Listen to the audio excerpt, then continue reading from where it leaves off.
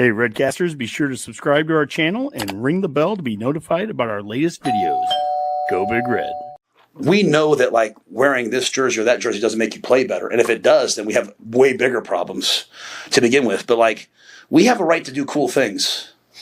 Like we have a right to like, at the University of Nebraska, we have a right to do like what other schools do. Like we have a right to go out there and, I mean, my first year here, they already planned it. They had an alternate jersey my first year. It was like the Northwestern game. It was 100 years. Remember, it was just a blue outline.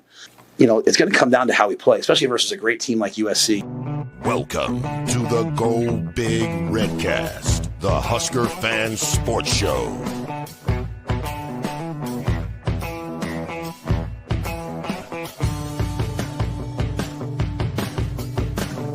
Welcome to the Go Big Redcast. Matt's Rule edition. How you doing, Honky? I'm doing great. How are you doing, Mac? I'm doing all right, man. It's about time to pull that train into the hype station. You know, we've got all the hype. We get the haze in the barn type thing. We're about to turn our focus onto game prep, and man, everything is roses right now. Everything couldn't be hardly any better right now. We've had good news, all kinds of the right news in the off season for this program, which is really nice. Usually, it's no news is good news. Mm-hmm. But even the news that has trickled in has been positive. The vibes are way up. I can tell, you know, on the online presence, it seems like we're kind of a hot number. You know, the national, we're kind of a hot number. So, you know, we're just going to talk about it a little bit. Hopefully a little interaction if we can get some feedback from people we're talking to. Just kind of curious how everyone's doing in Redcast Nation. What are they all thinking? Yeah, Mac, we are literally 1 week away. In fact, I'm gonna put that little banner up here. We are 1 week away, 8 o'clock tomorrow or next Thursday night. Yeah. Arrowhead. We'll be kicking off right now. It's 8:06. Yeah. So Kansas City, Cincinnati playing us. Yeah. You know, we're going to have 90% of the crowd in there. It's going to be Husker Nation. I would say, yeah, pretty easily. Easily. It's the long off season's over. Not a cool move by their athletic department, but whatever, you know. It has been a long off season, but you know, it's gone by appropriately. You know, I've had things I've been working on, so it's been nice kind of in the background. I'm just getting little trickles of news. You know, when you're hanging on it every day, the no news thing sucks. It's so hard. You know, but when you can kind of consume it piece by piece, it's not so bad. So what were you you said you were listening to a podcast that had some like Cincinnati takes on it, or, you know, from that side. Connor Happer from Locked On Nebraska and other things, I'm sure, was on a podcast. I don't remember the name of the podcast, but it was basically a Cincinnati Bearcats, maybe even a version of us. It was two guys talking to him. Go Big Bearcast. Yeah. So, right. Yeah. And they were kind of, you could tell, they're like, hey, man, we've never really had any interaction with Husker fans before until recently. And then I could put this thing in that we have a chance to win. And Husker Nation apparently just went ham on this and was like, no way you're going to win, blah, blah, blah. The Husker fans came out pretty hot against him. And he was sort of blown away because he's like, you guys have been relevant forever. Why are you guys so cocky and sure about yourself? So, and I could tell he was a little miffed and kind of wanted to poke Connor about it. But Connor did a good job of just sort of explaining why Husker fans are, yes, hype every year, but the reasons we're extra hype this year in the hope that things will go in a different.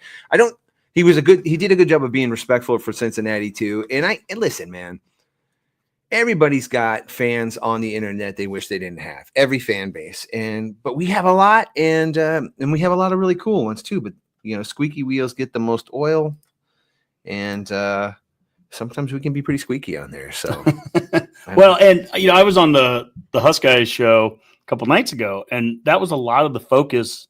And Mac, you'll appreciate this. Mm-hmm. It was the off season of hype, but the hype isn't coming from us. This was very reminiscent to 2019 kind of hype, which was all national stuff, almost to the extent that it makes Husker fans, at least the ones that we're talking to, uncomfortable with it. Then that I do remember. It was that.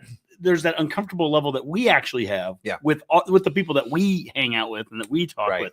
You know, there's going to be some fans that are, you know, people fan different ways. There's going to be fans that say we're going to go 0-12 and some that think we're going to go 12-0, and we get it. But in general, most of this hype, you know, Brandon Walker and I think it was that Josh Pate, they have us in their playoffs.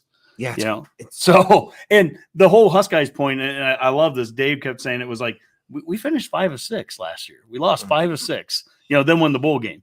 But does anyone remember that? Does anyone remember like right after we lost to Iowa and like that feeling? Well, no, we finished 1 and 5. 5 of 6 games we lost. My bad. I see what you're saying. Like, we lost 5 of 6 to end the season. And it's just where we were at when the off season started. Now, granted, the bowl, and then you have the bowl game. We win the bowl game. There's some good feelings there. Yep. But like we finished the season, on the downward trend. But everything's always about kind of finding the silver lining in there too. Oh, yeah. Even in the process of going 1 and 5, we are bringing in Holgerson at OC. We're making progress there, so that we knock off Wisconsin at the end. We get to that bowl game. And that was a big win though. That's a season changing kind of win because it's a program we'd struggled with. We should have beat them last year and we did. And it meant something at the same time, which was cool. But,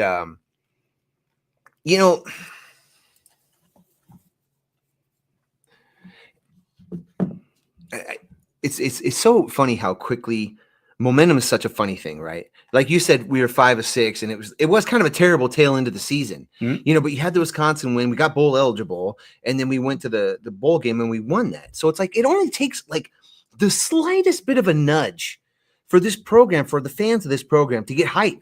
You know what I mean? Imagine what some W's would do at the early part of the year, as opposed to like this manufactured kind of thing we always have to trick ourselves into. We're dying to build momentum, like like whatever fans can do and hype we can give you to get some momentum, we're there for it. So it's like, man, if we could win these first, like this Cincinnati game is super important, right? Like this is a super important game. And to those Cincinnati podcast guys, I don't know if you'll watch this or not. I mean, I'm not one of the Husker fans that have just chalked this up as a W already. I don't know what this team's going to be like. I don't know. I know what everybody's told me this team's going to be like, but I haven't seen them play yet. I haven't seen how well we block on third down when people blitz. I haven't seen how well we run the ball on 3rd and 2 when we need to get a first down. I haven't seen how well we defend when it's 3rd and long and the offense and we're on defense and we're trying to stop somebody from at least getting a first down. I haven't seen any of that. I haven't seen us try a field goal. I haven't seen us field a punt. I haven't seen us do any of that stuff. Now, do I think we'll be better in all those categories? I hope so. I'm told we will be. Traditional logic would say we would be, because we've improved the players, we've improved the coaching, we've improved time on scene. So everything should be better. But I don't know that yet. I think I'll know a lot. I think we'll all know a lot after the first game. And then, dude, that's when we really need to revisit this. God, I hope we win. And let's say we win, and then we can just blow the doors off of every prediction show that's ever happened. If the Cincinnati fans think we're confident now, if we win, and if it's by any margin whatsoever down in Kansas City, there's a high chance of obnoxiousness, like a huge obnoxious cloud emanating from Nebraska and just going all the way over college football if we start getting good. And God bless. I mean, I hope there's a storm brewing. That's all I'm going to say. Well, so speaking of other podcasts, there was another new podcast that got added into the Husker list of them today. Good. And it was House Rules, and it's Coach Rule is doing a podcast now. Oh. And he brought on John Gordon. He had Javen Wright on it. I guess Matt's Rule was taken. That's right. Sorry, Coach.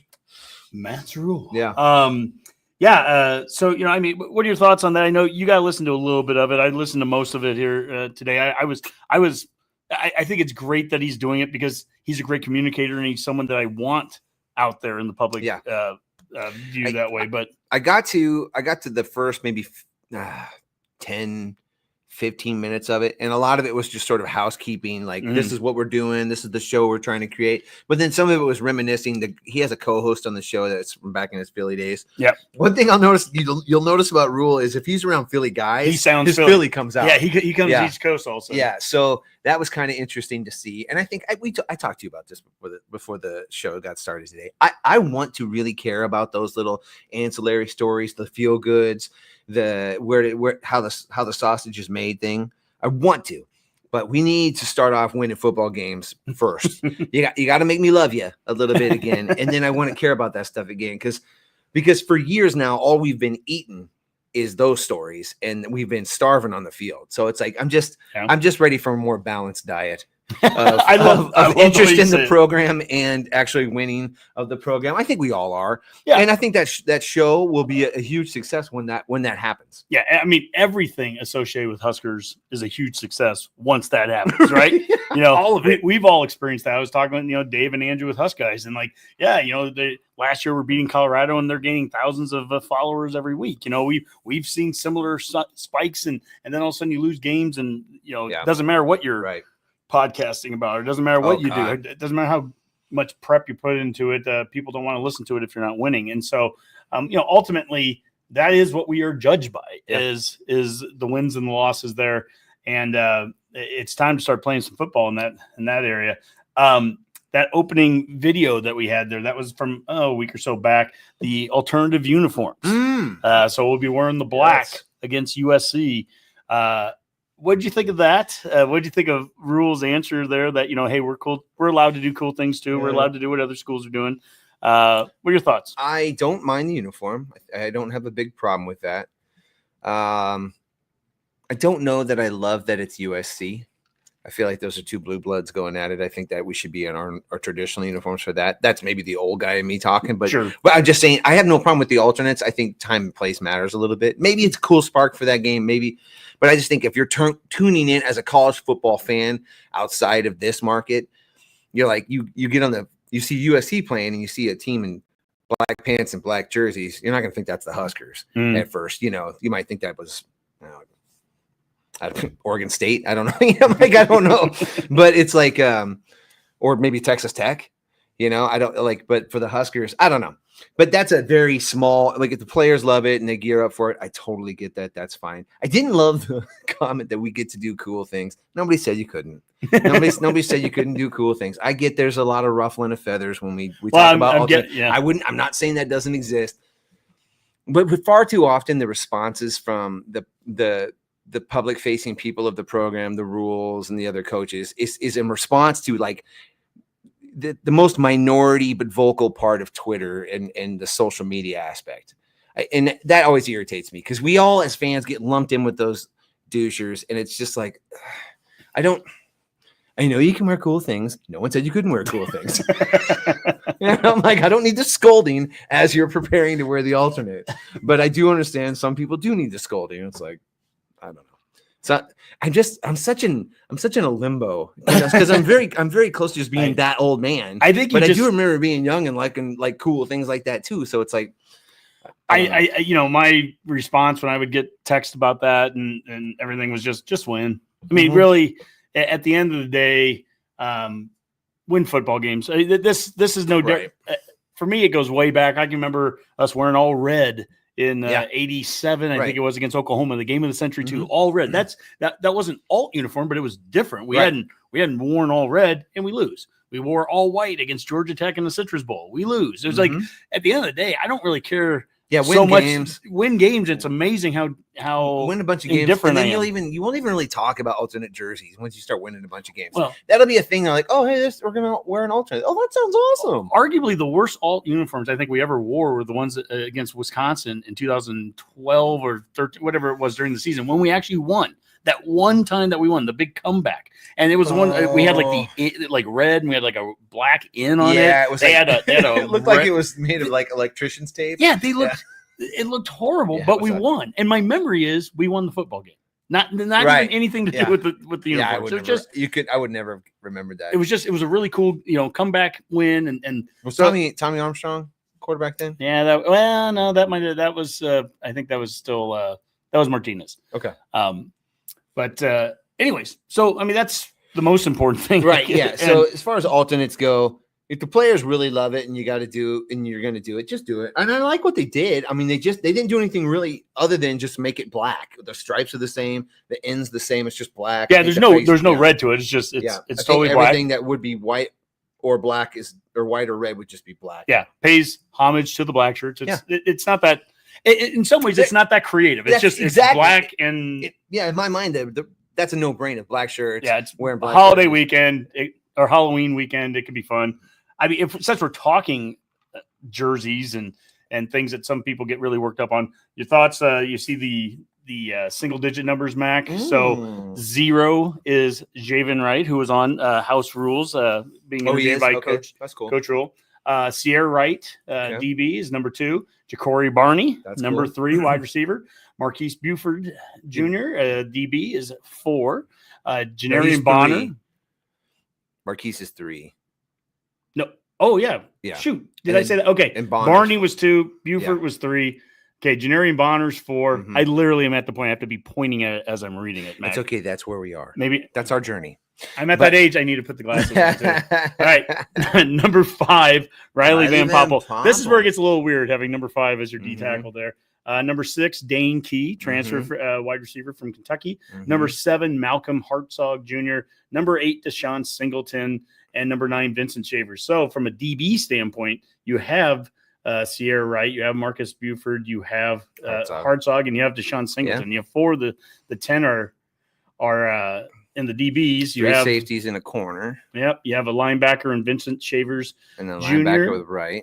And with Wright, a linebacker, and you have a D-tack. Yeah. Well, it's kind of okay. So, and then 3 wide receivers: Ja'Cory, Bonner, and Key. That yeah, you're right. It is kind of crazy that the offensive players are all wide receivers. So we shouldn't have any issue blocking this year, right? You're telling me how tough you are. You can't be that tough and not block. So that's good news. And I'm a little surprised. I'm not surprised that Dylan didn't get one. You kind of heard Rule even allude to it before it even happened. He's like, I'm not a big fan of my quarterbacks getting a single digit because toughness it's part of it, but I don't want them thinking they're going to throw their head in there and get hurt, blah, blah, blah. So I didn't suspect that Dylan would even be up for it, really. But I thought maybe Emmett would. Yeah. And I just thought Emmett would. I mean, he's probably, outside of Dylan, he's our only real known commodity coming back. I mean, the other guys are kind of potentially Ja'Cory, and Bonner's somewhat. But I mean, I thought Emmett might get one. Maybe he didn't want one. But yeah, I kind of like the other one. Sierra's, that's a good sign. I love that Javen Wright got one. I hope he can stay healthy. I'm very excited that for him for the year. That's a great reason to watch the House Rules, as he talked about some of the injuries too.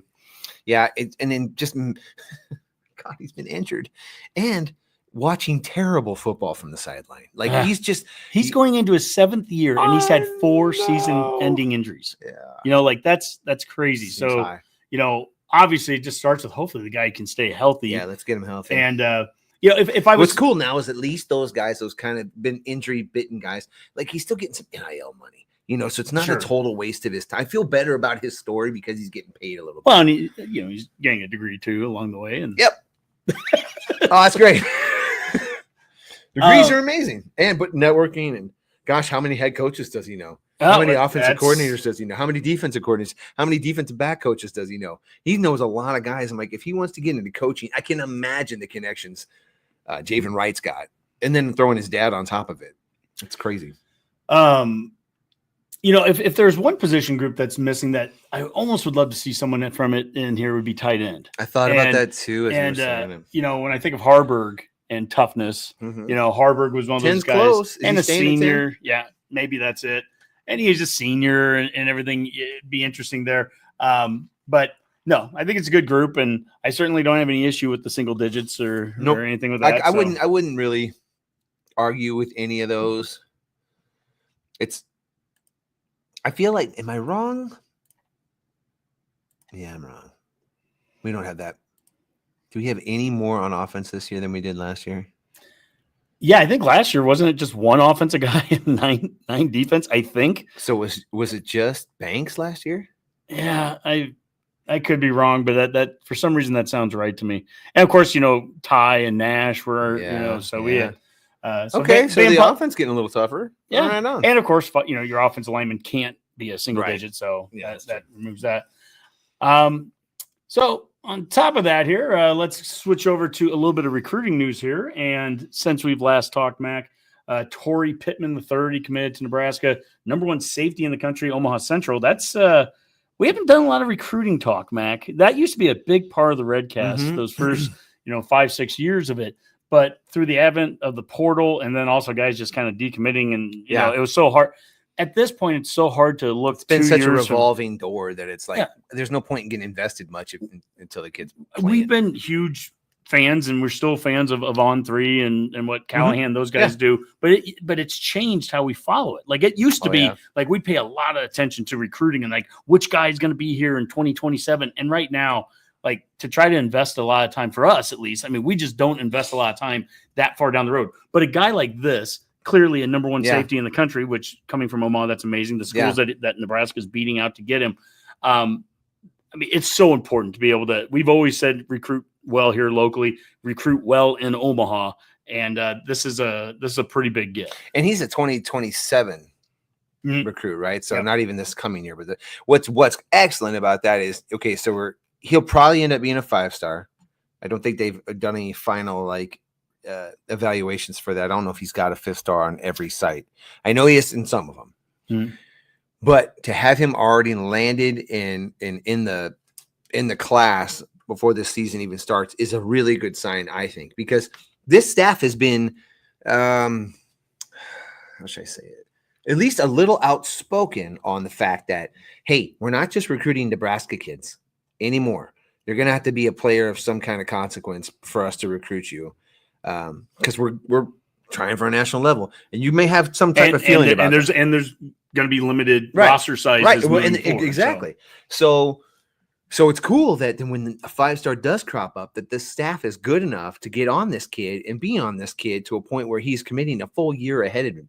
And the commitments are they aren't worth much, in my opinion, but it's a good sign. It's a good start. It kind of, I promise you, it doesn't slow any of the recruiting down from any other programs throughout the nation. That's just not how it's going to work on a 5-star safety. He's going to be recruited till the day he signs, but he's already at least in this class. I think that allows us to be more aggressive with how and being in Omaha, we can get him down for a bunch of games. Again, making this season pretty important in terms of success on the field and showing that the program's moving in the right direction. I don't think we'll have any problem holding on to him. Yeah. Well, and that's the other thing too, is we talked at the very beginning of the importance of winning football games. Well, this is the importance of winning football games if you want to keep those top recruits. I didn't even think, when I was talking with the Husk guys the other night, and we were talking about Dylan, and that we hope to have him back next year. I go, well, no, he has to be here for 3 years. It's you have to be here for 3 years out of high school. And they said, well, I'm always worried about him transferring. And it's like, oh, I didn't even think about that. That's not even something that's on my radar. But of course it is. And the point is win football games. And then I think we get out of some of that PTSD of worrying about guys that would be leaving for any reason other than hopefully going pro early. Right. That's that's a win. I'm all for, if guys want to leave and go pro early and go first and second round, and that's what we're doing, then that's part of that development that when we talk with Brett Ciancia about, win conversion and development of players, hey, if guys are going pro because we're winning football games, I mean, it's about, at the end of the day, it's about winning football games. I'm not worried about what winning, I'm not worried about what the side effects of winning are. Oh, what if we win? Is Matt Rule going to leave? Let's win. Yeah. Let's find out. Let's find out. Let's win all the games we can win. Right. And then, if but the beauty of it, and I love what Coach Rule said a couple weeks ago during the media days, was he was talking about actually recruits asking him that. Like, what happens if you guys start winning? Essentially, are you going to go, or are you going to do this or that? He's like, I'm buying a lake house. I'm sitting. Where am I going? I've got everything I need here at Nebraska. We've talked about for years from the facilities and the support you have, and we're going to see it a week from right now with a stadium, an NFL stadium full of people wearing Go Big Red stuff. Yep. I have everything I need if I'm Matt Rule and we're winning 100%. Football games. Let's win the games. 100% dazzle on facilities. No one within the next 10 years is going to be able to blow us out of the water. Even if some program spends a lot of money to improve or whatever, they're not going to blow us out of the water with it. No. So we're set on that for the next 10 years, I'd say, as us having top 5 facilities, minimum, right? Sure. And so that part's covered, that part's handled. So every visit that players come and take on, like, there's nothing about the program of Nebraska that would give you an automatic no in terms of like, wow, they don't even, there's nothing like that. What fan base, check. Passion, check. Facilities, check. conference, check. History, check. Like NIL, check. You know, it's like beer in the stands. Yeah, beer in the stands, check. Runs us, check. You know, the best ranch probably in the Midwest, check. You can go to Valentino's, Runza, Da Vinci's has got good. Kathy took Alex to Runza tonight, and there's a photo, and he's chugging ranch. Yeah. And he showed it to me, like thinking maybe I'd be disappointed. I was like, "That's awesome, That's buddy." just a good boy. I was like, "That's awesome, buddy. Your dad's been doing that for years." Did I even mention Amigos? Amigos Ranch is phenomenal. Yeah. So, yeah, there's nothing that these other programs are going to have that would just immediately put them a shelf above us, other than maybe recent performance on the field. So if we can, you erase that one, everything is wins. Everything is wins from here on. It's just wins. Yep. Every other box is checked. Nutrition, recovery, this grass turf, all the academic facilities geared toward you, the whole space being enclosed within, you know, a city block of what you need. It's like, win games, please. Well, and to your point there, it is just literally the answer to everything, positive or negative. The happy fan or the frustrated fan, the answer is always wins. You know, right. It goes back. We brought up the single digits, and I've heard some people that are tired of or don't, you know, they're not as big on those. Just win. People that don't like the alt uniforms, just win. I literally, it's my answer to everything. Yeah, totally. it just is. What are your thoughts? Are you really passionate about it? Just win? Yeah, just win. And then, how much do you like these touchdown celebrations? Are we winning? Yeah, I don't care. And then when we're winning, then the old man in us can come out about the I don't want those jerseys anymore. Right. You know, I'm 12-0 and we have to be upset at something, because then we'll find something different to be upset about. Yeah. It's the beauty of Husker Nation. Don't ever change, but we always have to have something that we'll be a little bit frustrated with. So yeah, that's just the reality. That's fair. Yeah. Yeah. But like, let us get a little nitpicky. I'd love that. You know, man. I would love to talk about how we got better throughout the season, the things we need to improve on. And then as the games go by, saying, oh, look at that, we've improved this. And we haven't uncovered a new issue while improving a separate issue. Like, that would be wonderful. I think we'd be so tickled. That was always what I thought the podcast would be. Instead of just constantly apologizing. Like, well, the reason this loss was good is because we got a lot of backups in there, and that's going to build a foundation for the future, because all the guys on the team don't know how to win. I don't know. It's just like we've had it with so many gymnastics getting through this whole thing. That was cute. That was weird. we were holding hands there for a second. But I think we could all benefit from a 9 to 10 win season. Well, let's just try those pants on. If there's anyone that's going to get us there, it's going to be our quarterback. And let's move over to offense here, man. All right, it's 3rd down and 10. Yep. I mean, you're going to the college football playoff if you hit this pass. Yeah. Give me the call and what you want Coach Holgerson to give you. Yeah. What's the play? Yeah. So I'm gonna go with one of our bunch sets. So we're going to go biff right, 62, dagger. We're going to clear him out with the point guy. Number 3 of the bunch is going to run we call it opposite seam. He's going to run a over. If he gets man, he's going to snap it off at 12 yards. And then we're going to have a spray dagger at 18 yards by the X. And that's a big end? Yes, sir, the big end. And then you like the big end, I do. Don't you? Yeah, I do. And then we can just control the Z with whatever that's be tagged. But protection will be a 5-step. We'll have the back out on a swing just in case if we need him. But it's 3rd and 10. We got to push it down the field.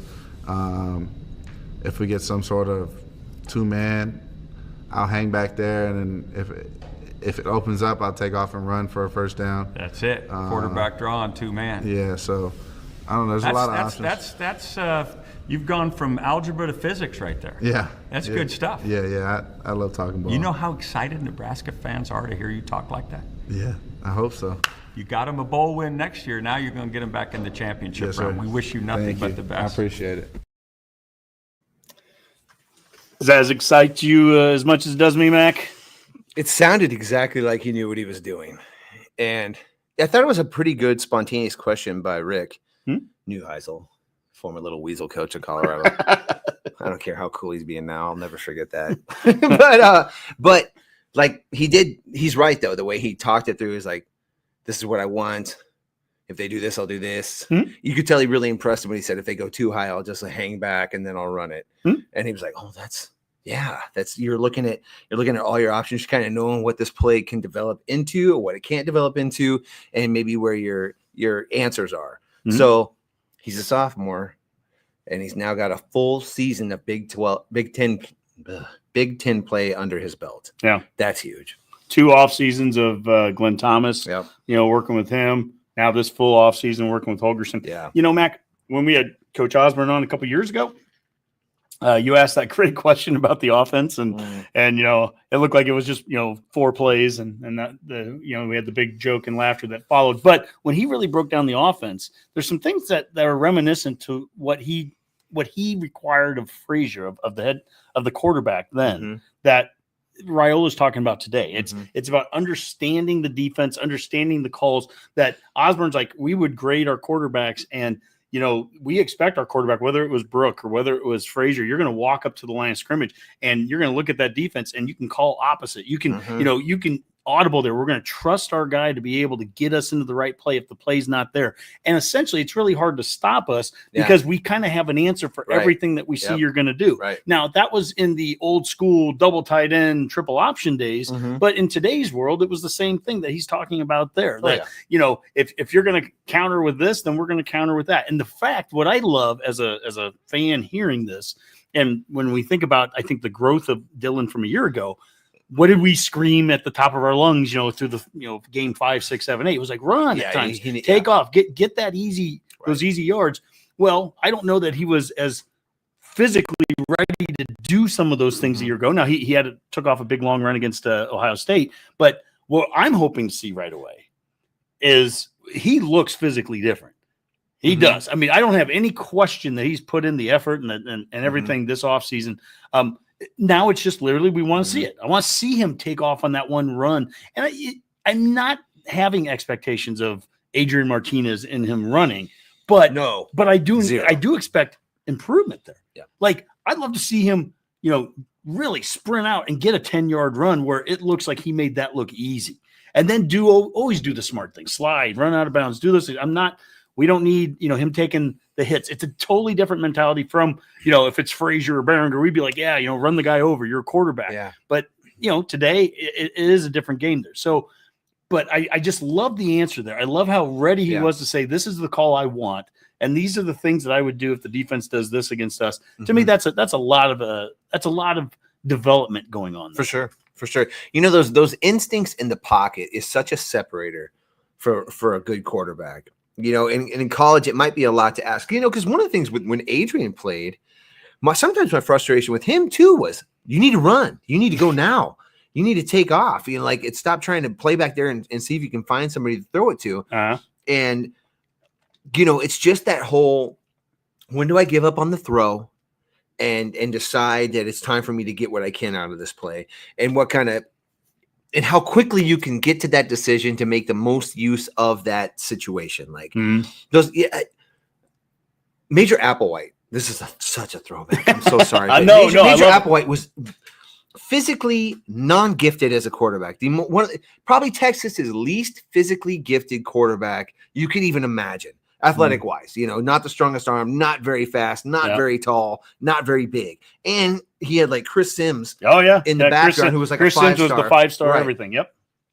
But Major Applewhite he had the best pocket presence of them all. He would kind of scramble around, hold on to it, maybe just get 8. Slide. You couldn't hit him; he'd slide right before you got to him. You could never lay a lick on this guy. Yeah. And then maybe sometimes he'd hang back in the pocket, roll a little bit, and then throw just a little 10-yard out to a tight end who would break it up. He was so good at that. It's such a differentiator for really excellent quarterback play. So if Dylan can kind of start bringing that into his game, his arm talent will be oh my gosh, what he could do if he could buy a little more time or just decide to run and be effective. It's just such a differentiator, his talent. I mean, you think about Applewhite with your example with Texas. I think of a QB. If I could clone a QB at Nebraska that I would play every year, that's an under the radar guy. It would be Joe Gantz. That's good, yeah. Right? I mean, 2-star guy, took him till his probably the year. best true dual threat in terms of like he could actually throw it, and he was pretty mobile. But he wasn't the best running quarterback we had. And he didn't have the strongest arm of any quarterback that we've had. And yet he could be so maddening to defenses because he knew how to. He still holds the record for the single season passing yards. So, but he could frustrate the heck out of you because he knew exactly what to do. He didn't make the mistake. Tough. If you have, he was pretty good in the pocket too. He was pretty good about knowing when to run too. If you have that kind of play from Dylan, and now you add the talent that Dylan brings to it, this is where the difference between a 5-star and a 2-star. Yeah. Okay. You bring the talent that Dylan brings if he's not making those mistakes and those errors. And we're going to play an audio in a little bit from Phil Snow talking about what it takes to win the first games. A lot of times it's just not making the errors, not making the turnovers. The fewest errors are the fewest errors. I mean, that's what we want to see. The growth from Dylan is he plays a clean game next week, a week from right now. And when that field is open on 3rd and 10 in front of him, he takes it, runs, gets 11-yard slides, gets right up, get into the huddle. Let's go. And there's no first down point. I don't want him getting hit either. Yeah. I want him getting down. I don't want him taking a lick. I don't care if he's short of the first down. Like if you can only get 8, get 8, whatever it is. But like, I just want to see intelligent football from him. And if he's playing intelligently, then I'm fine. The season's going to be fine. And then make some incredible plays on top of it too. Make a 5-star play where you're throwing a 5-star pass to a receiver like Dane Key. And I'm going to play a little audio from him in a second here. But make a great play. And again, it's all about just frustrating the heck out of the defense. Right. The other team did everything right. They had great coverage, and then you just threw an unstoppable pass. Right, he's undefendable. Undefendable pass, and someone goes up and makes the catch. Well, we talked about how 3 wide receivers have the single digits, Mac. Here's Dane Key, one of those 3 talking. I've never been demanded of so much effort from a coach before. And, I already had Coach Shorts, so he already demands so much, but when there's 2 people demanding the most out of you because they know what you can do and they know what you can be in the future, why would you want it any other way? I mean, it's all day. He sees you tired and walk into a meeting, he's going to jump right on you like, why are you tired? Sorry, coach, I didn't mean to. I just the difference in that receiver room this year. I think we talked about this again the other night when I was on the Husk Guy show. If there was one area of the whole team last year, I think you'd really point at and say, I just underperformed from really start of the season to the end. It was the wide receiver room. Yeah. And it was for different ways or reasons. Mm-hmm. At the beginning of the year, the blocking, the perimeter blocking just killed us. Yeah. The first 6-7 games of it. So much so that when Holgerson's taking over the position, he's in a press conference in his first week and he called it embarrassing. Mm-hmm. It should be noted there was one offensive coaching change that was made this last year, and it's with the wide receivers coach right there that Dane Key played for last year at Kentucky, Coach Shorts. Coach Shorts coached with Holgerson at Houston. Mm-hmm. So there's that familiarity there too. But I think, when we talk about what this offense can look like, what it can be, I mean, it starts with Dylan. Of course it does. I mean, that's your quarterback, but improved receiver play from those guys, those 3 single digits, improved play from the tight end spot, sack coaching those guys, improved play from this group here. I'm going to show a photo of the, here's the pipeline this year. Nice. Yeah. 7 of them strong there. Hey. Basically, you think about it. We've got a starting 5 that maybe doesn't include Prohaska or Corcoran. Yeah, those 2 guys are both listed here, and we've kind of said if you can get one full season out of the 2 of them from an injury standpoint, hopefully they're done with the injuries. Let's just hope that they're done with it. But the idea that there's Pritchett and there's Gatua and there's Lutovsky and Evans and Spindler, if that's your starting 5, and then you've got guys like Prohaska and Corcoran backing them up, and then you got guys like Sledge too as well, and I mean there are another 2 or 3 deep, Tyler Knack that we could talk about. There are guys that have been in this program now for 2-3 years. The development's there. I don't know. I mean, I'm rambling a little bit here, but that's where if this offense is going to be great. I mean, this is we didn't even talk about the running back yet, but if the offense is going to be great, man, great line, great quarterback, improved receiver blocking, tight ends getting involved. I mean, that'll be another area too where. This is such a common theme for us. I think about the tight ends every time we talk about this year being a good year for tight ends. It's the most ridiculous. I'm not going to say it. Do you think the fullback? I expect the tight ends to do absolutely nothing this year. Is it just to set yourself up? Just because every other year I thought they were going to do something massive, and I'm wrong. So I expect the tight ends to contribute very little on the offensive stat sheet. However, if they do, Lord help college football, because they've never seen it. It's going to make you feel better. I can't wait. The most abundant resource in Nebraska is tight ends. Like, we have tight ends coming up all out throughout the state. 6'5" or taller, humongous hands, high jump. We really would. It would behoove us to really utilize that tight end position. But that being said, I'm not going to spend any time talking about those guys, because I'm waiting anxiously for that. I think you're right about the wide receivers. And the address, and like what they did to address that situation on the roster and bringing in, proven playmakers. We've actually had a fair amount of success as a program, even with other staffs, of bringing in transfer wide receivers. Like, that is not necessarily uncommon for us. Whereas like the tight ends, I've never seen anyone make more of a difference than any of the ones we've ever recruited.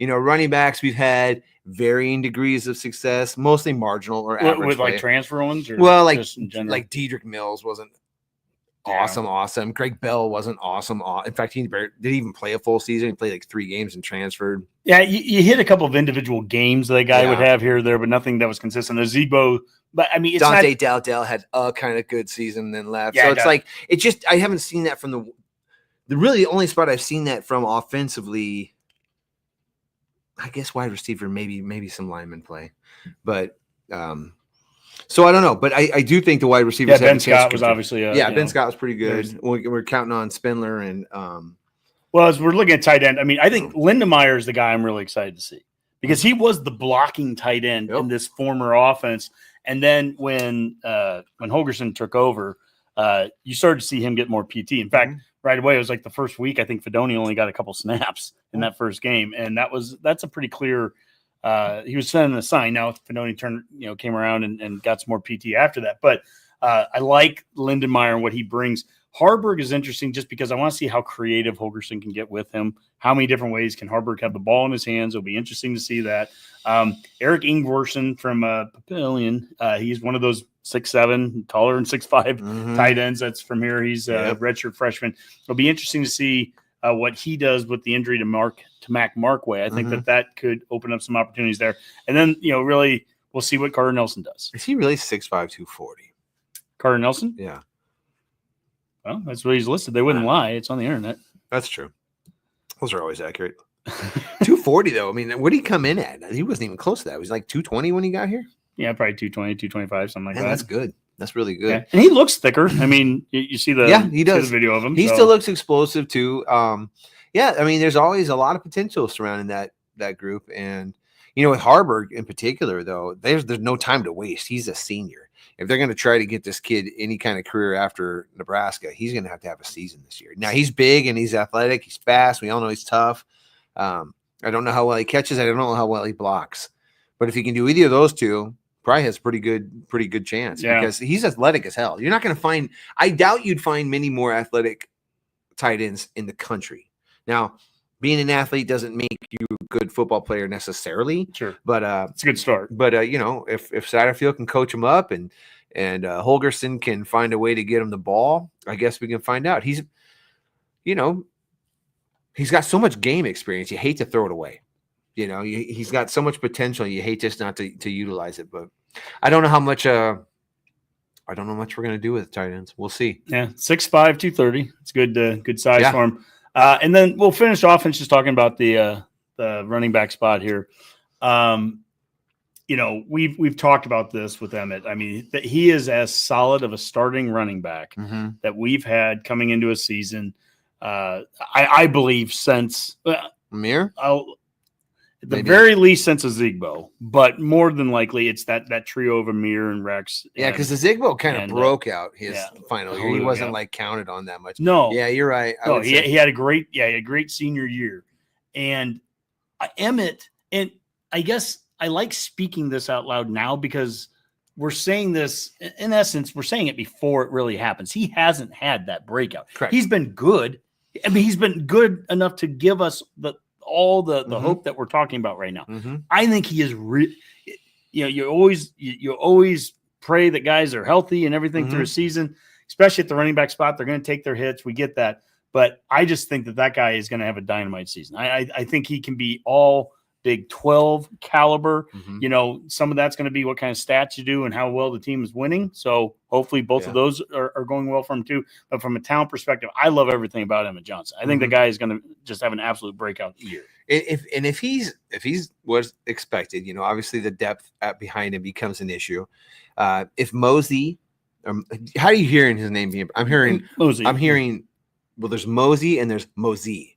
You know what I mean? Like they kind of. Oh God! Don't make me do that. Well, we'll see how it goes. Gatula, Gotcha. Yeah, I'm never only you to say Gotcha. But look, after that, after Emmett, we're so young back there.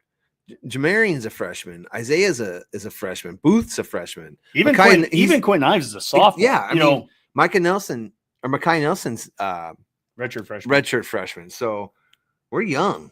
We're really young back there. So man, if we can develop a little talent back there. You're talking about, it took Quentin a little while. Oh, no, excuse me, not Quentin. It took Emmett a little while to kind of build himself up to this level. Yeah. So I don't know. Maybe we'll see. We'll see. How about Trent Euler? Just that name. Euler's? God, how many are there? We played those guys back in the 90s. The son or the nephew of those guys? Or what was it? Tyrone Euler and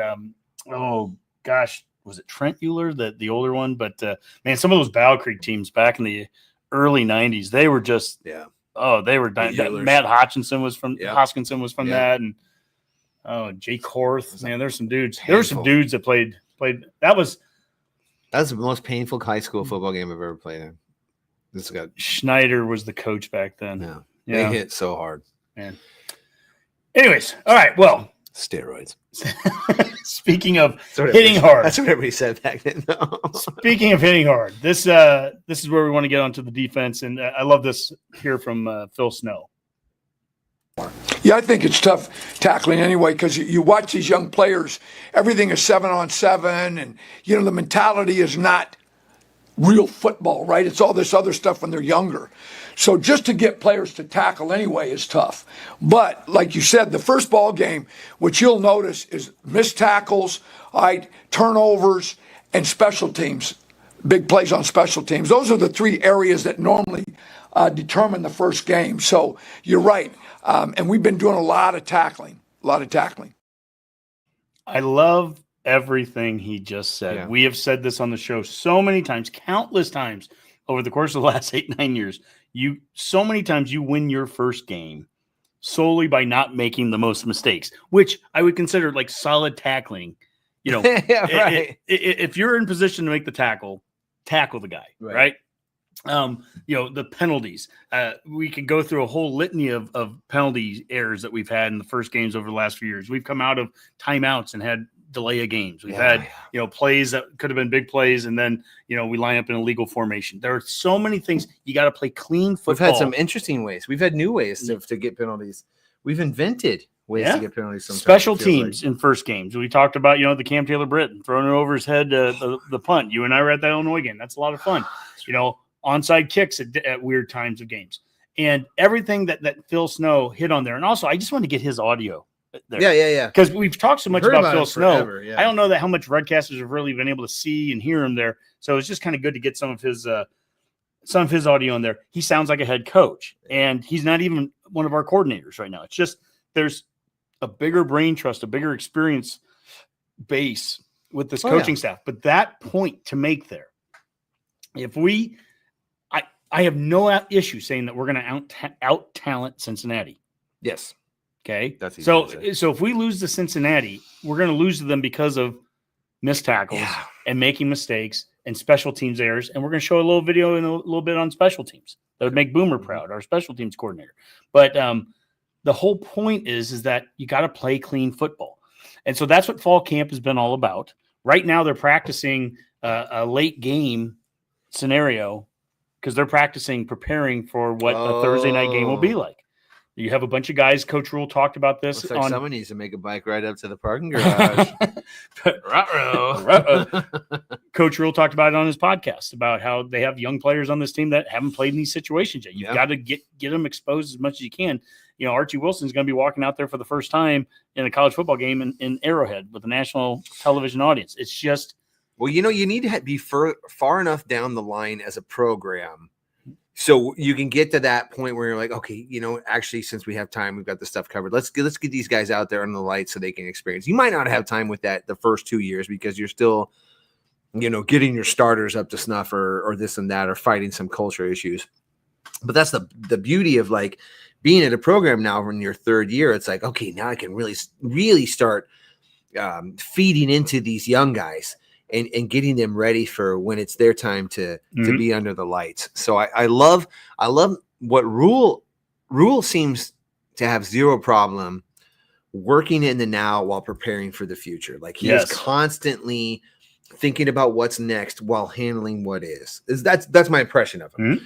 So he's the perfect man to hold the reins during this time of college football for us, just because there's so much change that's happened, is still going to happen, and you want a coach that's fluid and is really really adaptable to the new set of circumstances, rules, or whatever it is. He tries to figure it out and maximize it as quickly as possible. And like for us, you know, trying to, you know, kind of claw our way back into, you know, not just relevancy, but like contention, yearly contention.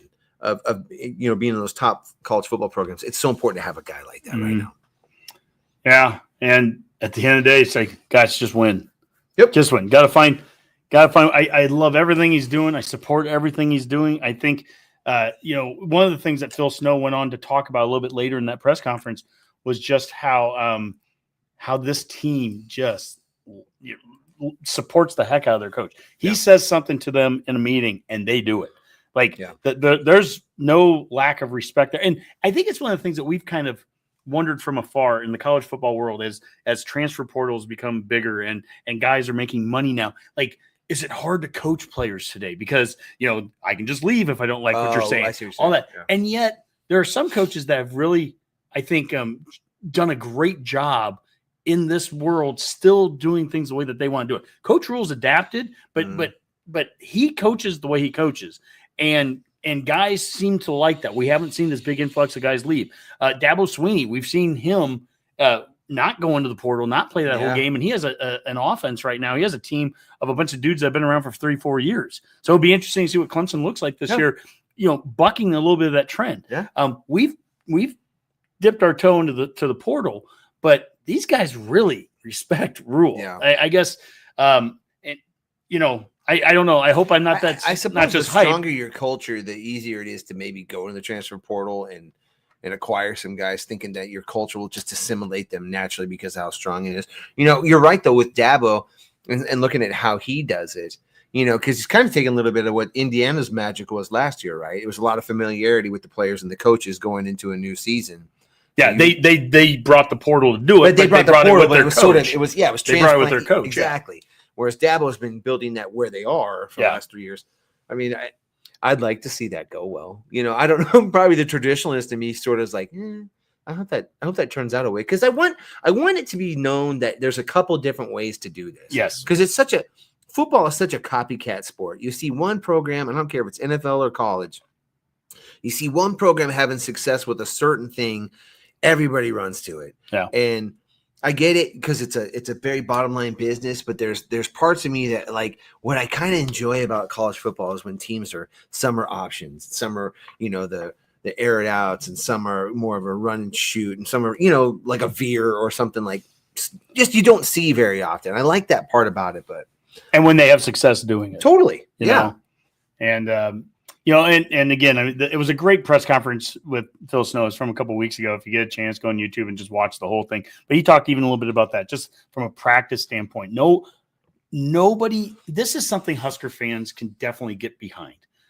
Nobody's going to practice harder than this team. Yeah. Nobody's going to hit more in practice with whatever the rules are today and how they've changed over the years. Nobody's going to be more physical right now than what Coach Rule is doing. And that plays so well. He in his podcast he did today, they kind of tied that to the Eagles mentality and Phil there's a certain way you're kind of playing to your home crowd. Sure. And at Nebraska, I mean, we want to play physical football. Yeah. Again, I mean that's music to my ears. Oh, and totally. What's the one answer I say to everything? Just win. Just win right now. Like, win some games. I mean, at the end It'll of the day, all be easier if we win. I said it back in the day of Coach Riley, and hey, we're going to throw the ball 82 times a game and go to the West Coast to recruit every player and not recruit anyone local. Okay, well then just win doing that, I guess. Just whatever. Be the best at that. I mean, I guess just win, but I think there are formulas that are going to win here better than others. And what Coach Rule has done is really adapted to that. And he kind of knows the sauce for the Big Ten. He's not totally oblivious to it. And like, I think we probably talked about this on the last show. But, when he came here, he was under a little bit of, I wouldn't say stress or pressure to put together a staff quickly, but just because he was coming from the NFL, he didn't have a college staff to bring with him. So there was a little bit of a building of not just the program, but of the staff.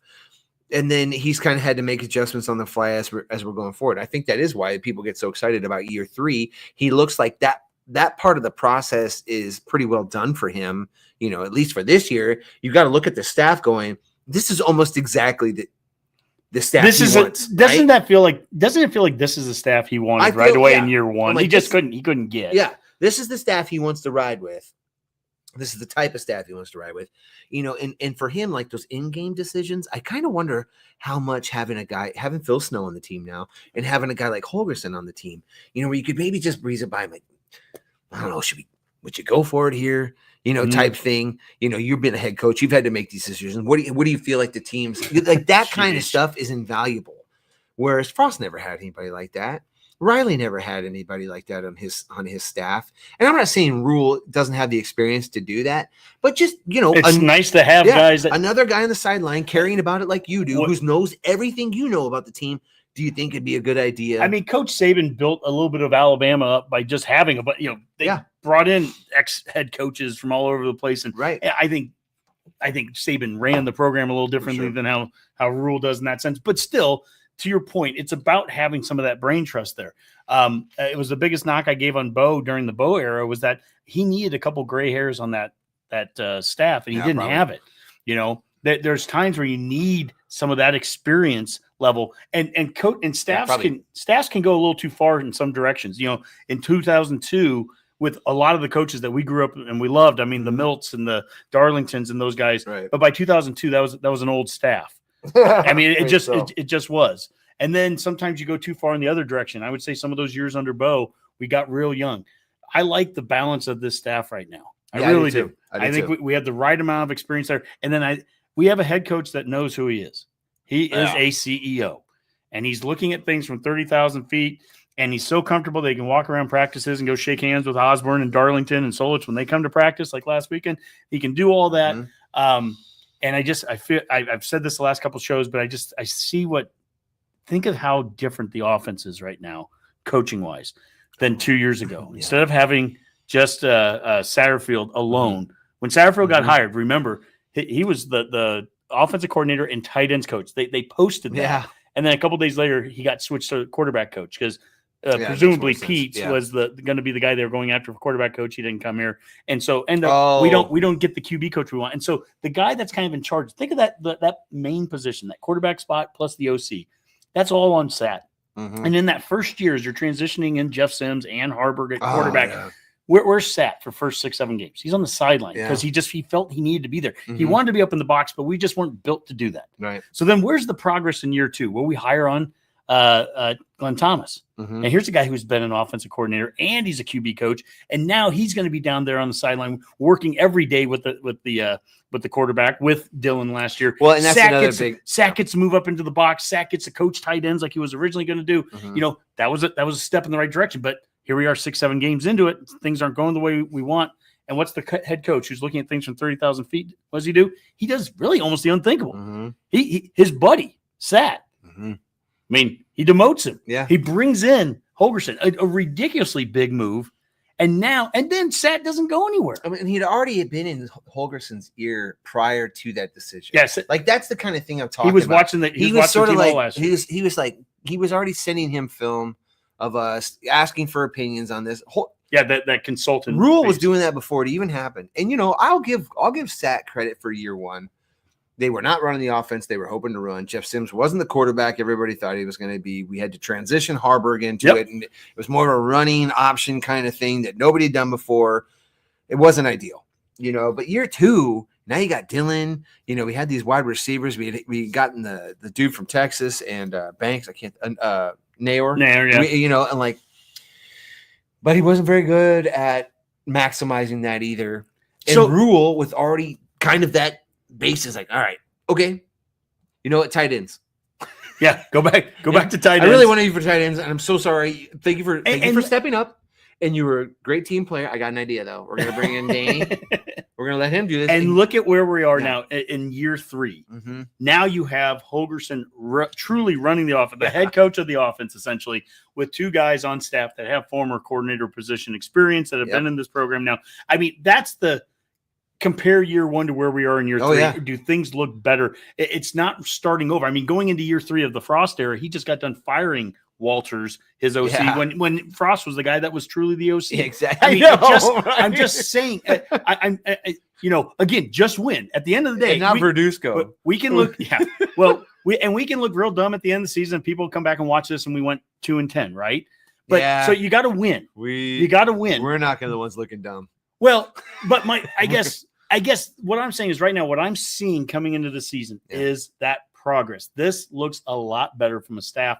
And the continuity of it, the players. I mean, I feel so good about the staff. And, Rule even sweetened the deal with Satterfield. He's like, hey, you remember that quarterback you had? Year 1 you were working with? I'm going to send him with you to the tight end. You get him at the tight end. He was your favorite player. Here you go. Go to work. Well, it's beautiful. Well, that's offense and that's defense. Boomer would be upset with us if we did not talk a little bit about the third piece of this, and that's special teams. Right. Roy. If we go out and we make a mistake on special teams, I want you to write this. X stinks. All right? It's on me. We're going to go out. We're going to play with our damn hair on fire. You got 1 play. This is not offense. You don't have 3. You're not guaranteed 3 unless you give the ball away or score. Right? It's not defense. Same as. You got 1 shot to go out there. You got 1 shot to kick a field goal. And there's 33, 33, 34. That's what we preach. 33% is on the snap, 33% is on the hold, 34% is on the kick. You can't really get to the 34 if the other 66 is not in line, right? So everybody's got a job to do. And if that job is not done well, I won't point a finger, I'll point a thumb. Said Bo Pelini once upon a time. Well, that is Coach Eckler. He was, of course, here under the Bo Pelini era. Yes, he was. Mac, you and I went to all those coaches' clinics. We loved Eckler in person back then, and we love him even more now. 33, 33, 34. I thought that was a Sir Mix-a-Lot song. 35, 33, 36 only. All right, that's a dated joke. Anyway, do I think is the question, are we going to be better on special teams? I guess that's the question, but how about the question is, how can we not be better on special teams with this guy? Dude, I don't ask those questions anymore because we could always fumble more kicks. We could always do worse. I know how we could be worse. Well, I guess you'd put it on Eck then if it happens. Yeah, and I mean, if we muff a punt or get a field goal blocked or anything like that, I promise you the title to the next podcast will be X Stinks. I'm going to make sure that at least the next Matt Rule will say X stinks because I'm going to trust you, Coach. No, and I don't think that'll be the case. I mean, look, they went out there. I think the kicking actually did improve a little bit as the year went on last year. And I think with his arrival and the training they've done, the emphasis they put on special teams, and, they go out there and they get the punter. I just feel like, God damn. I mean, you couldn't, it would be really, really disheartening, even I would feel bad for the staff, kind of a little bit. I'm like, you tried this hard, you did this many things to improve that. And if we're not like a lot better, like we shouldn't have I don't want to see any snap issues. And anything within 35 yards, we got to make. And I mean, that's really kind of my 40 points got to go. Look, I mean, this is a guy that was coaching a top 5 special teams unit at Tennessee. Right. And, supposedly Heupel, his head coach there, didn't love the idea of a lot of starters being on special teams. Right. He didn't give them some of the same autonomy to be able to make the decisions that he probably would want to do. One of the reasons I think he really likes coming here. One of the reasons that, he comes here and we hand him the starting punter from Washington, another Big Ten team last year. And he says, thank you. But actually, I have a guy I was going after. I have a style and a philosophy I want to, do with special teams. I just love the relationship that must be built already with Eckler and Rule for them to be able to say, okay, you know what? We just brought this kid in from Washington, but we're gonna release him essentially. Rule comes out and very publicly says, hey, it's not on the kid, it's on us. We made a change. I feel bad for him, but we want to do what we can to make sure he gets to go somewhere. But at the end of the day, my special teams coordinator says that he wants this kind of player, and I'm going to make sure that he has it. I'm going to reduce every single. Yeah. There's no excuses. We're not going to get to the end of the year, have bad punting, and then it's going to be, well, Eck didn't get the guy he wanted to punt. Yeah, that's the that's what I'm saying. And that's just one example. We're not going to have bad snaps all year like we did a year ago, and then just be able to say, well, we didn't, we couldn't find another snap. Right. I mean, at some point, you've got to find solutions to when things are going wrong. I remember saying that all last year when we were having snap issues. And it's like, well, then throw Ben Scott out there, throw Evans out there, who's now going to be our starting center, this year. There's guys that have snapped balls before, and just have them snap it to the punter, have them snap it. This doesn't have to be so deep in thought. Like if something's struggling, stop. It's not a new thing in football. Yeah, the deep snap is just not new enough to be a problem like this, or the problem it was last year. 33, 33, 34. Yeah. You have to get each one of those aspects right for punts, for field goals, for extra points. And if you are in 1-score games, you cannot afford to make mistakes in those areas. And the reality is we don't know what it's like to play really good special teams for 10 years. And if we're playing really good special teams and we're tackling well on defense, something that we didn't tackle for 4 years under Frost, and we learned that when Bill Bush became the DC. So if we're tackling well, on defense, as I assume that we'll continue to, we've done well with that the last 2 years. Yeah. If we are playing good special teams, if the offense makes the progress that we've talked about earlier at making, I don't think we're in as many 1-score games anymore to even worry about. Probably not. I mean, that would be. I think that'd be a fair. If we're just playing smart ball, I think that's a pretty fair assessment of where we would be. Hey, what did you think of Archie breaking down during that media interview? Well, you just segued me perfectly right into it. So what's it like being first time you're away from them? Yeah, that part's hard. I mean, I'm sorry.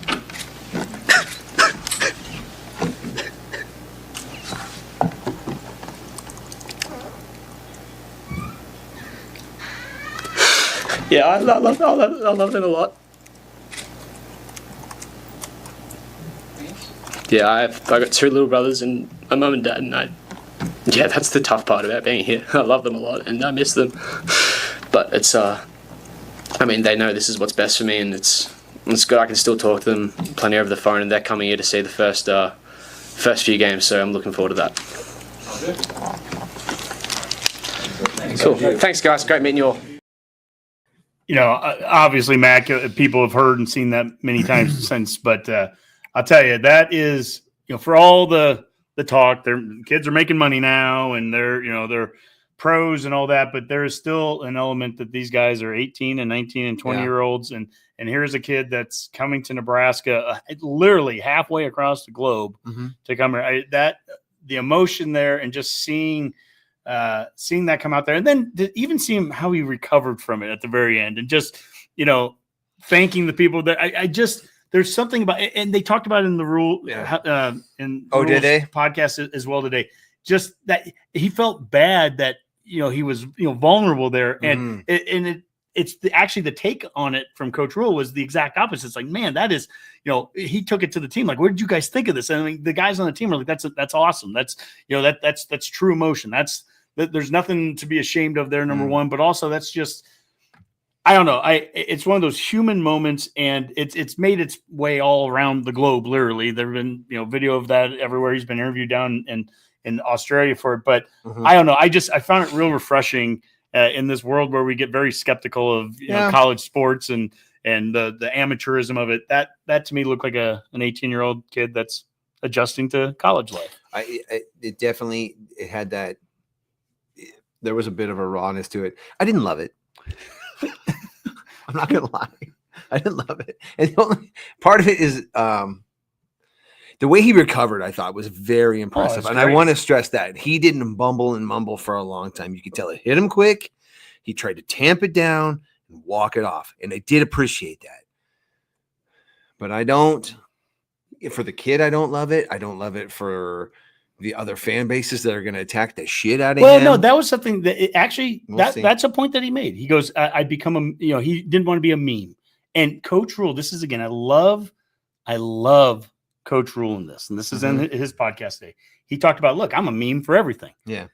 That's just part of it. And being anytime you're in public, a public figure of any kind, you risk, anything you do is going to be judged. There's there's no other way around it. Look, but I guess for me, it all comes back as a parent, as a father of a son, it would hit me there. I look at it purely from a football lens. Purely from a football lens, I don't like ever showing them soft spots. And every interview, everything you do is subject for scrutiny and like another fan base to take you to task. Now they can be nice right now, but if we're good going into some games, they'll pull that up and throw that in the kid's face. Are you sure you didn't watch Rule's podcast? No, I didn't. But Rule even referenced that. Where really? Well, no, he referenced that it's you're kind of the darling right now, but then if you go out and you kick a 3-yard punt, you'll hear it. Right? Then we're all gonna cry, and that's what the memes will all be. But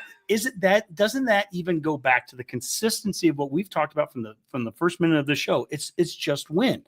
We love good stories right now. There's a nice story around a kid that comes here from across the globe and is homesick there, and he misses his brothers and misses his family. Like, who can't get behind that? And at the end of the day, you're also a football player. And so if you're kicking 2-yard punts and making mistakes and dropping, people are going to get frustrated at you, not because of any other reason other than just what they see on the field. Right. If you're a center that has a bad snap, they're going to get mad at you. If you're a quarterback that misses a wide open receiver, they're going to get mad at you. If you're a receiver that drops the ball, they're going to get mad at you. That's just the reality of sports and sports fans and everything today. I mean, it's always been that way too. I guess it's just, there's more opportunities now in a social media world and podcasts and everything. The media of it is that, you'll hear about it a lot more today, but it's about performance and execution. And I want to be clear on this. I'm not begrudging the kid the emotion that he had in the moment. Yeah. I just wish it wouldn't have went down that way for him for a lot of reasons. I mean, I get the human connection thing, and people really say, and when people talk about it, I'm sure they mean that right now. Sure. But you and I both know how football season can go. And you and I both know how fans can get if you have a player that shits the bed a couple times and you really, in the time you count on. So it's like, I just wish that wasn't out in the ether for this kid to maybe have to deal with later on in life, because it was a real emotion. I totally get that, dude. I've never lived that far away from my parents at that age to do this thing that I've never done before. I've only trained for it. Yeah. I'm sure there's a lot of emotions going over the top of it. And, people will probably make fun of that. Oh, this poor kid, he's got his little brothers he's missing. He's never really think hard in his life and he's crying. It's like, oh, that's a little mean too, So I'm just saying, like, on the whole, I wish it didn't happen. I wish it was somebody else's punter, because I feel like this could be ammo later on that I wish that he didn't have to go through. But on an emotional level, on what he was going through, I totally understand that. I totally get where he's coming from. It always fascinates me, the difference in sports between like a football and a basketball. Like basketball, you see a player that any kind of weakness that a player would have in basketball, anything that happens, right? They're so close to the court. They're so close to the opponent's, the opponent's student section stuff. And you see some of to your point there, Mac, I mean, like students particularly, they can be ruthless on people, right? Football is a little different, I think, in some regards, in terms of like there's some more separation, typically speaking. Some fields are different than others, where the the stadium's right up against a big sign of him crying on College Game Day. That, well, the week that they're here when we play USC, like stuff like that. That's mean. And it's mean. It's also that's the meme that he was referring to on it. And we'll just have to deal with those people in our own ways. Yeah, if College Game Day is here and someone holds up a poster of that or something like that, I feel like we could probably take care of that. Yeah. Well, speaking of mean, I have Kathleen K. Honky. I know who this is. She goes, Nicole. You know who Nicole is. So fun to listen to our Match talking Husker football. They're both so passionate. As for us football widows, we will survive another Husker football season. Right. We always will. Yeah. It's very true. The force will be with you. It goes back to we are 1 week away from football, Mac. That's hard and I don't know how many of y'all know, but I'm literally going to the Oasis concert that night, and I'm so irritated this kickoff time. 6 o'clock would have been reasonable. 8?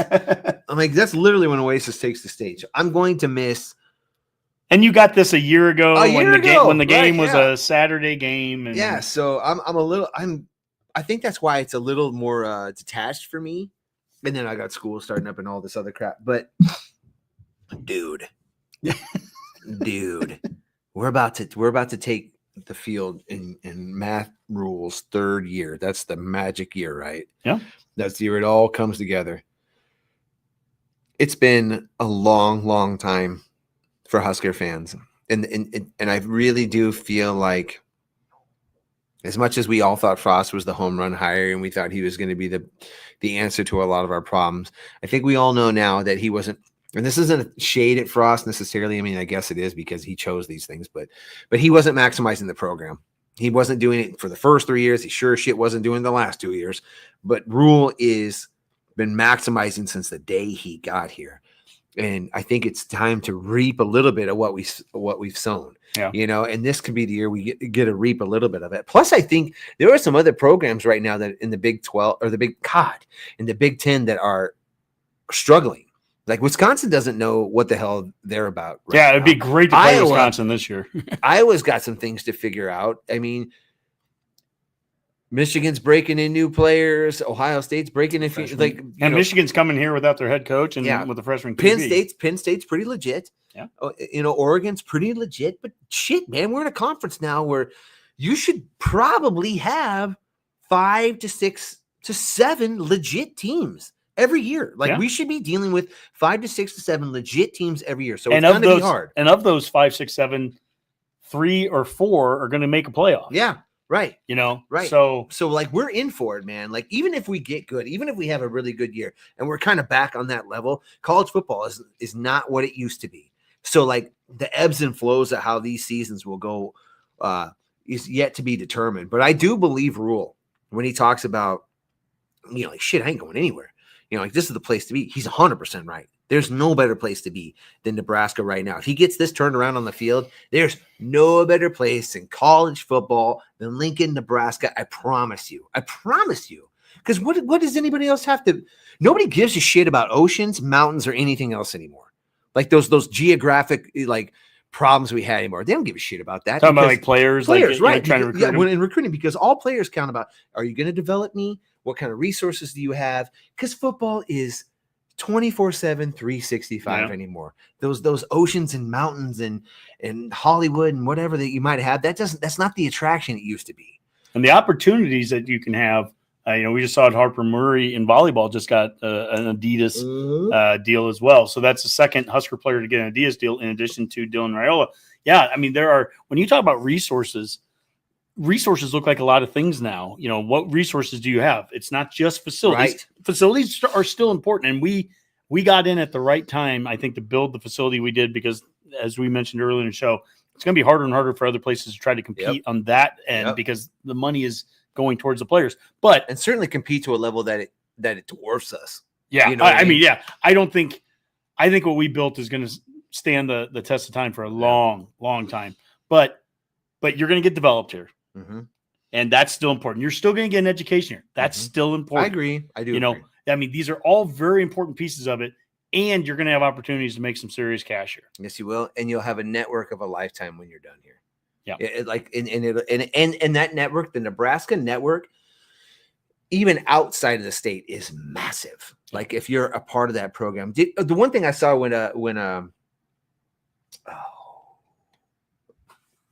Archie had his thing online, I saw Sue came out and gave him a little video post talking about how he really felt where he was coming from. Yeah. And if you ever need anything, I'm just a phone call away. I'm like, just like that. Yeah. This punter from Australia who's never played one down of organized football has a connection with Ndamukong Suh. Yep. Because of where he chose to go to school. Yep. And like, that's the craziest stuff. And that will continue to grow as the program continues to plant seeds throughout the nation. Like we've got some guys on the team right now that we can expect to have NFL careers, right now. Like Dylan, if he's progressing on the track, we think he's going to have an NFL career. Key has the chance to do that. I don't want to go through them all right now, but we've got some guys on the team that have that potential. So, this year needs to be that turning point. We really need to get some dubs on this year. I'm so excited. I'm so pumped. I think this is the year. You, me, and the wall will know as soon as I don't know. You think we'll know after the first quarter? Do you think we'll know? I've said this the last two shows, Mac. I know you weren't on with me, but I've referenced that Illinois game in 2021. Mm-hmm. And at halftime, Rob's tired of me saying this because he was at it, but it was that halftime speech or the halftime talk of like we were down 16-9, but we should have been up 21-0. Yeah.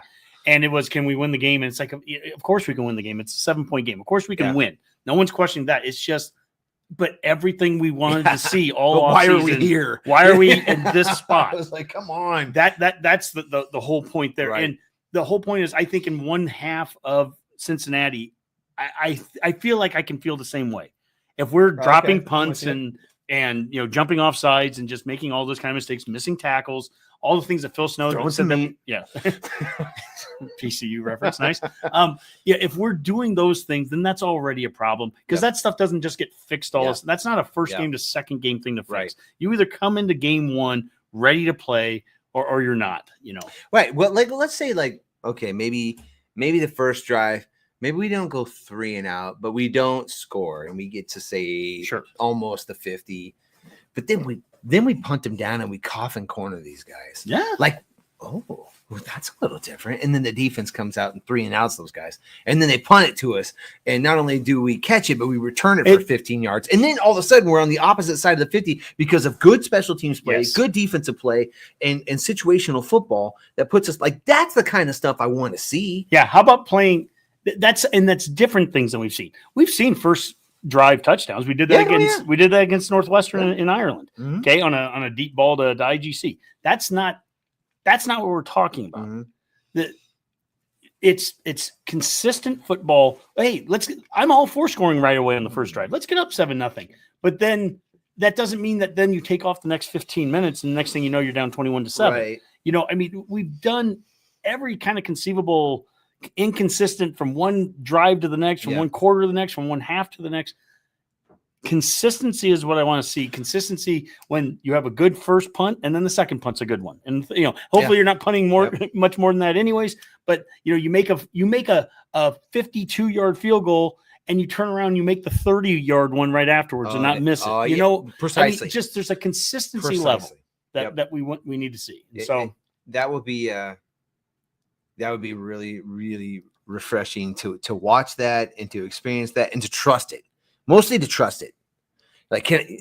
I'm not to the point now where I think you were too probably last year. Every special teams moment was a little pins and needly. Yeah. Oh God, here we go. And it doesn't need I just want that feeling to kind of go away and trust that it's going to go. How about another area step? We're hour and 23 and we're still going. There's going to be mistakes. I mean, we're not expecting perfection. I also want to see how the team on the field responds to a mistake. Somebody jumps off sides, does the thing I just said that we don't want to hear or see. But I don't want the coach to have to go out and take the player out. I want to see players on the field. I want to see one of those single digits or whoever leader is to be able to go up and talk to that player and send them onto the sideline or keep them in. I don't care, Right. But is it being dealt with? Is it being dealt with? We've heard enough of that too with this team as a more mature team and how they deal with things. The games are going to get harder as the season goes on. There's going to be more reasons, more things that can go wrong in a game, and, and more difficulties, and the weather conditions, and all those things get challenging as the season goes on. This needs to be a baseline of how they're going to play against Cincinnati, which means clean football, good tackling, good special teams. Few turnovers, few penalties. Yeah. Well, and that needs to be the baseline, and then you improve from there. And I kind of circle back to what we were talking about at the beginning of the show when that Cincinnati Bearcat podcast, when they were surprised at how confident Nebraska fans were. Some of that, a lot of it, at least for me, is how the coaching staff is talking about this team, how the coaching staff is talking about the quarterback play, how the coaching staff is talking about the offensive line, defensive line, special teams play. So there's a level of expectation. So this is year 3. So there's no reason that Rule would have any he wouldn't be ignorant of the fact that if you say something in public out loud to Nebraska fans that has now been etched in stone in our memories, we'll never forget it. We'll never, ever forget it. So you've now told me that we're going to have a good offensive line. Yeah. We're going to have a pretty good Emmett Johnson's a pretty damn good running back. Matter of fact, Quentin Ives is a pretty good running back. Dylan Raiola's throwing passes that Dana Holgerson, who's been a coach forever, has never seen before. And the wide receiver play, well, based on the single-digit selections, must be pretty damn tough. Yeah. So I guess I can count on those guys too. So a lot of it is like, all right, coaches, more than anything, this is going to be a test of your bullshit. Are you bullshit? Or are you telling me the truth? And if it turns out within the first 3 games, I can trust everything that they said they saw, and we are a better team, holy shit. And I think that goes for every Husker fan. If Dylan's next level and the offensive line is more than serviceable, and you're starting to see things out of Emmett and Quentin Ives and maybe Mosey, and like, oh, wow. Well, it's one of the reasons why I don't interact a lot on Twitter with the negative non-Nebraska folks, the people that look, the Cincinnati folks that are counting on us blowing games because that's what we've done the last 10 years. I get it. We've done that. We've blown games. The jokes about Nebraska for blowing games the last 10 years. Yeah. I get it. We've given you more than enough ammo for that. But if you're counting on Nebraska blowing games this year to beat us, if that's how you're expecting to win, if that's what you're counting on, then if Coach Rule and if this staff and everything that they're doing in year 3 reigns true, then I hope you count on that.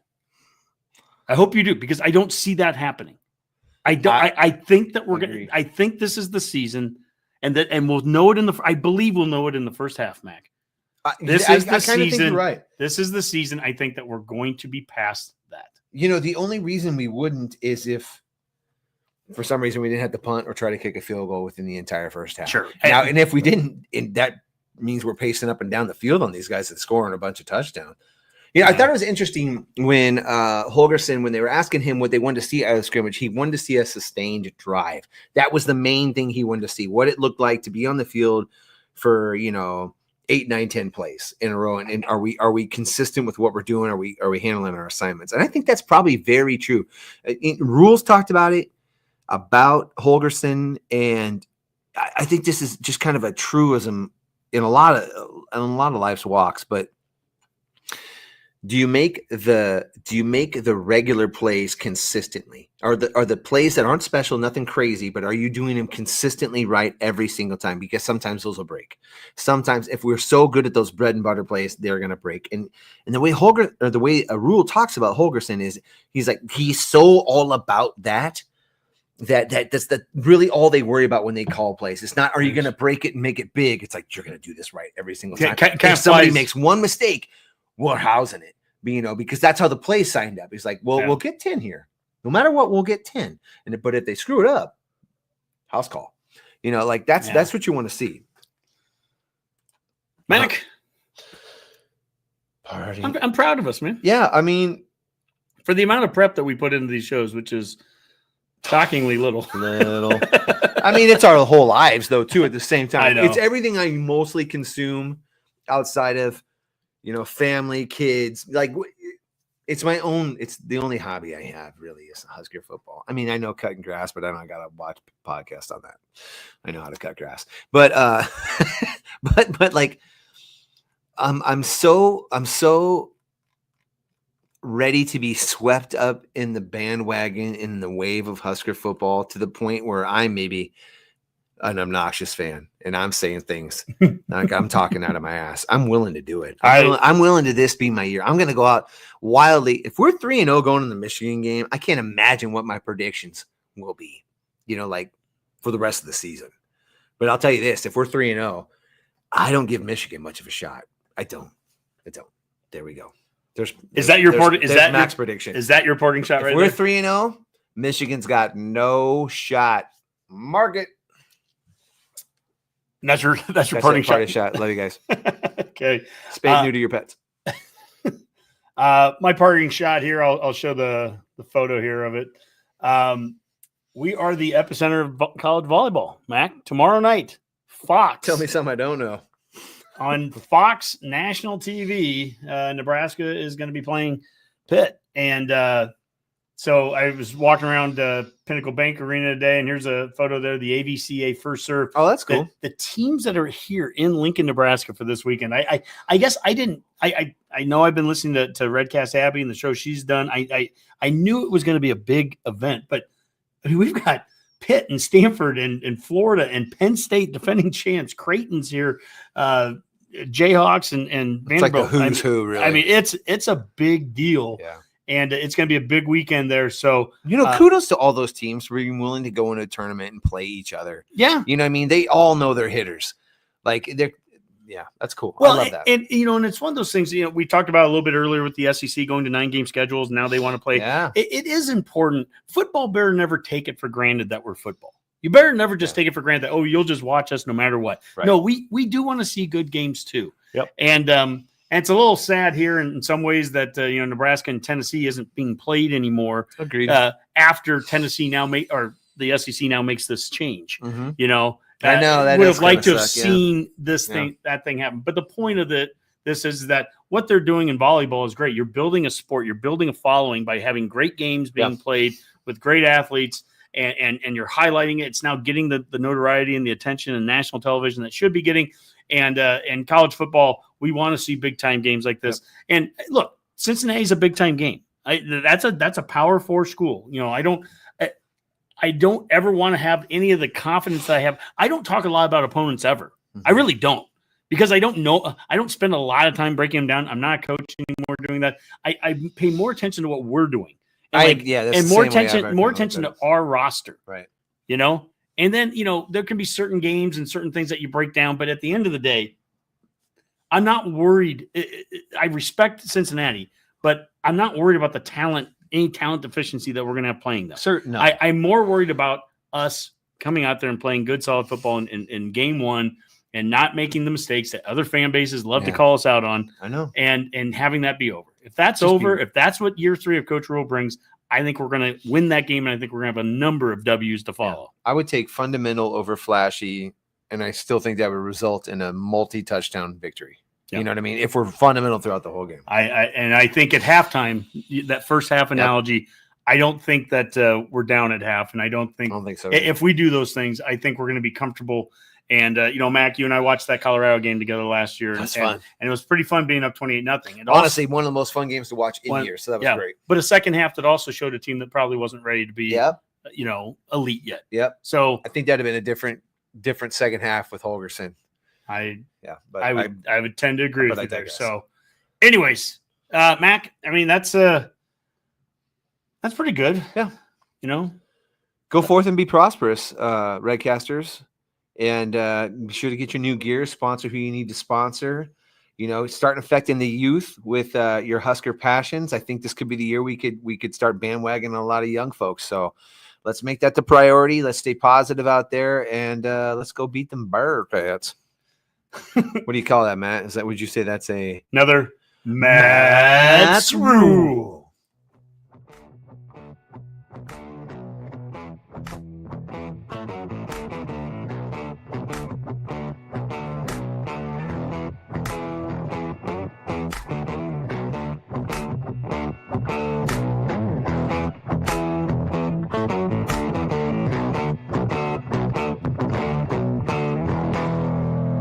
A Herd at Sports Network production.